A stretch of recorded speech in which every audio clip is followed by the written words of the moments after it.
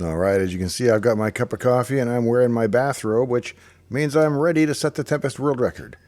Actually, what's going on here is I just decided to record myself practicing, and this is my very first attempt at setting it up, seeing how it records and everything else. Fortunately or unfortunately, I played right through and set the world record in this first attempt, and so I just stopped there. But I'll take you through it and show you some of the highlights along the way. Now, I'm playing on what are known as the extreme settings, according to Twin Galaxies. That's the hardest settings. So it is 5 ships, you never get a bonus life, and you set the machine to maximum difficulty.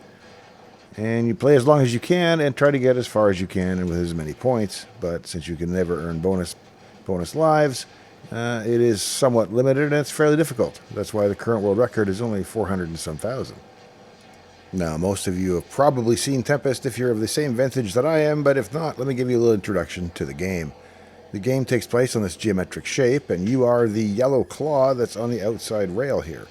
You can shoot your shots down the tube to shoot the enemies that are approaching up the tube, and once these red guys get up beside you, you have to fire when they're immediately adjacent to you, and that will blow them up.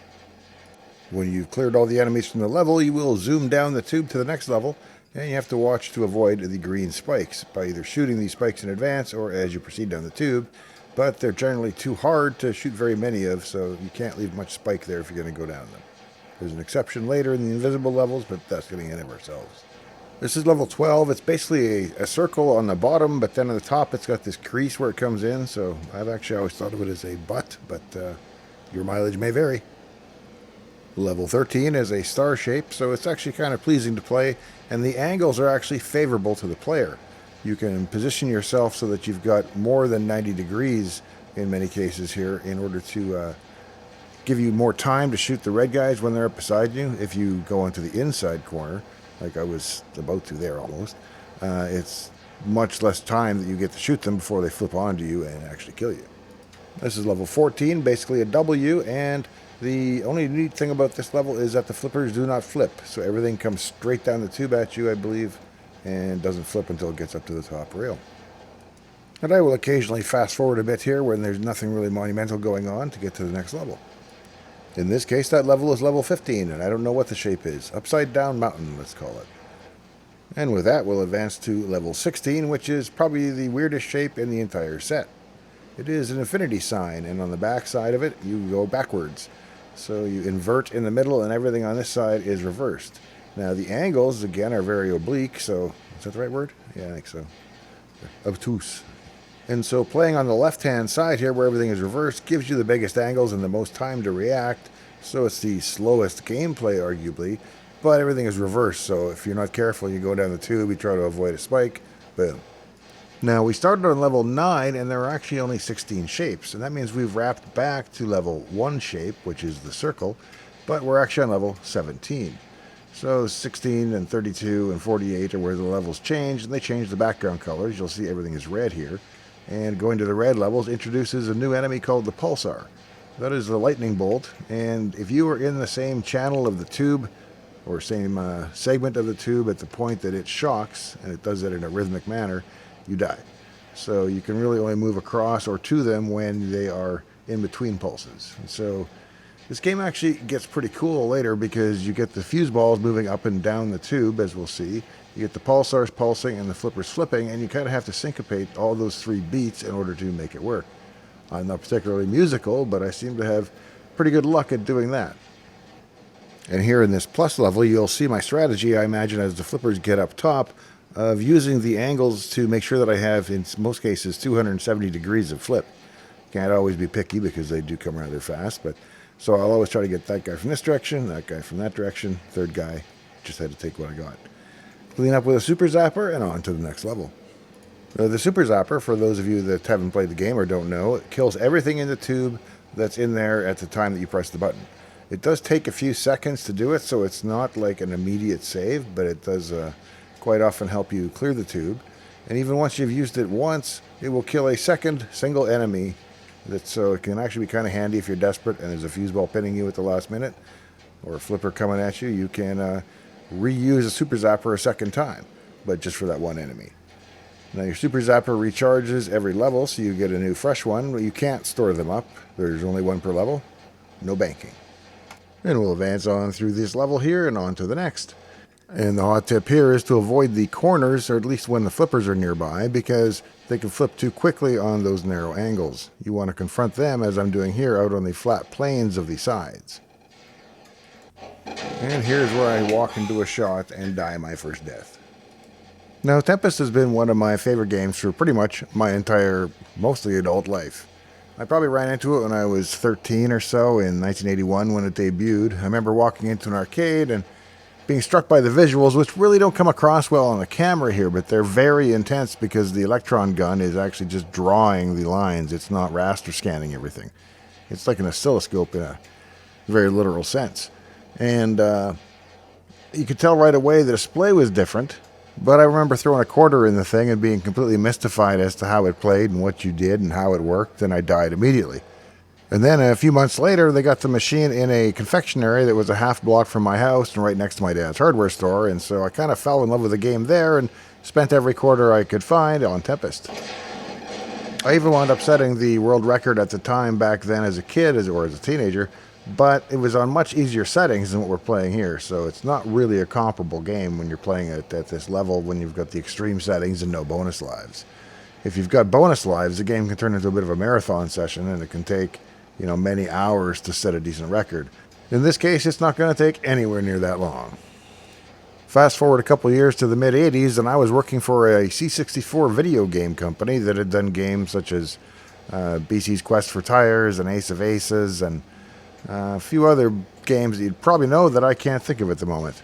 In any event, I was working on a cycling game for them, and there was a milestone that Michael Bate, the owner, really wanted me to hit, and he asked me what I wanted to receive if I could make this milestone, and I said a Tempest machine. And so, true to his word, after I made the milestone, they found a Tempest machine in a dorm room that had never been in an arcade. And so they bought that, then it became my machine, and I've had it ever since. So I don't know how many years that is, at least 30-some years that I've had a Tempest machine. And that's not how I got good at the game, that's how I stay good at the game, but I earned my way on quarters like everybody else. Well, then about 10 years ago, I set my sights on trying to find and acquire a cocktail version of Tempest. That's the two-player sit-down version that you might have seen in bars, or maybe you've seen a Pac-Man machine where the screen flips upside down, it alternates between the players on each side of this little cocktail table with the video monitor facing up. Well, they're not common, but they did make some Tempests of it, and so after a couple of years of having eBay wish lists, I finally found one that looked like it was in restorable condition, and I bought it. I was fortunate in that somebody was reproducing the glass, the decorative painted glass that goes on top, and so I had actually owned that before I owned the machine because I bought it on spec hoping I would find a machine, not knowing how long they would make that glass for. And long story short, I did a full restoration on the machine, and of course with the new back glass, it looks pretty much like a brand new factory fresh machine.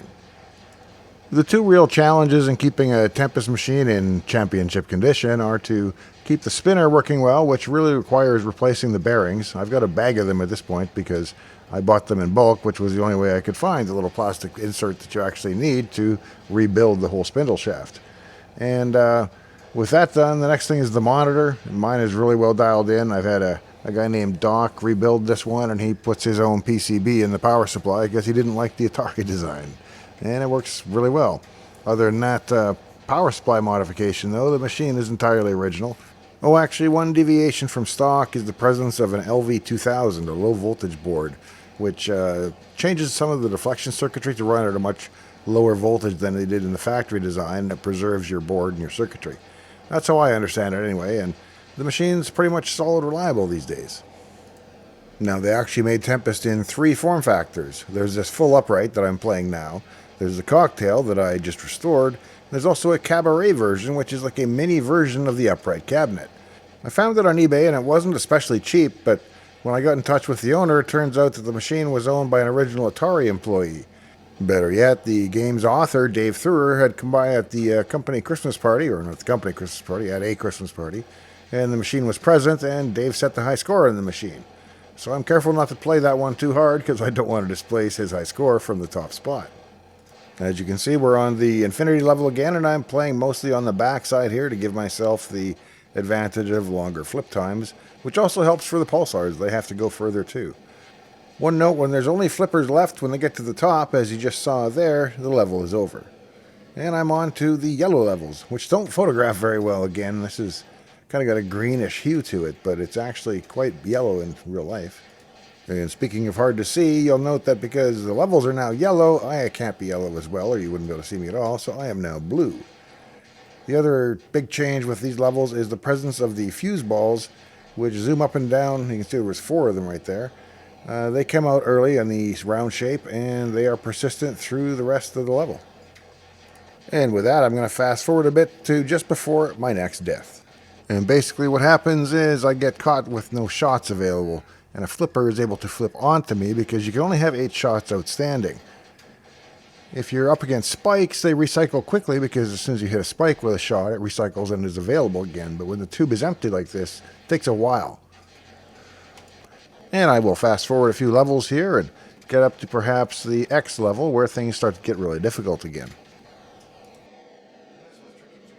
Now, because I was always fascinated by Tempest, one of the things I did was take the ROMs out, read them with a ROM reader, and then disassemble the code using an old disassembler called IDA Pro. I spent a long time working in IDA, adding symbolic references and everything else, and ultimately I worked with the assembler and I got everything working so that the code was actually fully relocatable, which is a big deal in 6502 because that means once you've got the code relocatable, you can move things around. And so I was able to strip out a bunch of self-test code and some language code for foreign languages that I didn't care about, and that made room in the ROM so that I could then conditionally add my own code. So if you don't pound define anything, the game still recompiles and produces a binary, original, identical in every way to the original ROM set.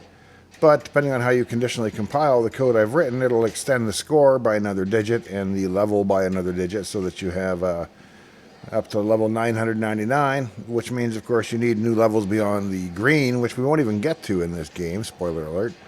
But I wound up adding purple levels since that was the only color that's never used as a level color. And they are faster and more dangerous than the green, so it's not really a point that I needed harder levels. The green's hard enough. It was just a case of I wanted to modify the game and see what I could do with it. Tempest and Asteroids Deluxe were the first games I remember that changed the standard for how your remaining lives are displayed. In Asteroids, your ship, including the one you were using, were listed up in the top left. In Tempest and Asteroids Deluxe, and then most games going forward, it's remaining lives. So I have the life I'm currently on, and then I have one more life remaining. Now by this point the game's hard enough, things are fast enough, and the pulsars are dangerous enough that you can't just power your way through it. It really requires that you play the game methodically and that you're keeping all your timings in sync and watching the gaps in the upper rails to try to track where the pulsars actually are. It's a good visual indicator. You'll notice that when a pulsar is in a lane, the lane loses its end. And so you can't always see down the tube all that well, but pretty good game design, I think, to have the bar omit there. As you can see, that's why chunks are missing. And speaking of good game design, one thing you won't be able to see here, because it just isn't the resolution to pick up the fine scan of the monitor, is when a tanker is being delivered, which is the box that splits into 2 enemies. Normally it splits into flippers in the early levels, but up here it can split into pulsars or fuse balls. And you'll actually be able to see, if you look really closely on a tanker, in the very center, a little icon of what it's going to split into. So you have to be careful because you can't shoot a fuse ball tanker and then sit there, because the fuse balls could rush you. If it's a tanker for flippers or for pulsars, as long as you're not right on the wrong beat, you can shoot it, and ideally your extra shots that you fire downstream after it will immediately get whatever else was in the tanker. But it helps to know what's in the tanker before you wantonly shoot one. And I'll advance a little ways here so we can get through the rest of the yellow color set and see what comes up next. You'll notice this is probably the only time that I do finger tapping, which is to sit here and just tap away and keep the rail full of shots at all times, and then I have to move around a minimal amount. I do it because it's hard to maneuver when everything is backwards. And because it's easier than playing the fast side, which is so compact. And here we are on the cyan levels. Kind of an interesting point of trivia is that even though in theory the game supports multiple levels of brightness, I don't see it anywhere implemented on the game. Everything is always at full intensity, which is why you can't get other shades of colors other than fully saturated colors like magenta, cyan, red, yellow, green, and blue. Now, Tempest has a 6502, which is the same as what you'll find in a Commodore 64, a PET, even the Atari VCS, and derivatives of that going down in through the Nintendo chain. But for its day, it was fairly advanced because it was a 2 megahertz version of the chip, and it had a math coprocessor in a sense, which is really a discrete logic math box that helps it do the calculations that it needs to do the 3D rotations and scaling. And with that, I'll advance to the point of my next unfortunate demise. Watch for tankers, because that's what's going to get me. A tanker's going to come up to the edge, I'm not going to shoot it, and it's going to deliver a fuse ball basically on top of me. Let's see, yeah, that one there, watch. Boom, there you go. My standard reaction. The fuse ball can land, it seems, up to 2 rails away from where the tanker was, so it's pretty lethal when it gets up to the edge if you're not paying attention, as I apparently was not. Okay, we're on our last life, but we are approaching the record of 405,000. I'm currently at 393,000. We'll see how it goes. And jump ahead a bit, get through this bulk of the triangle level here, and leave a few here to clean up. Let's see what happens next.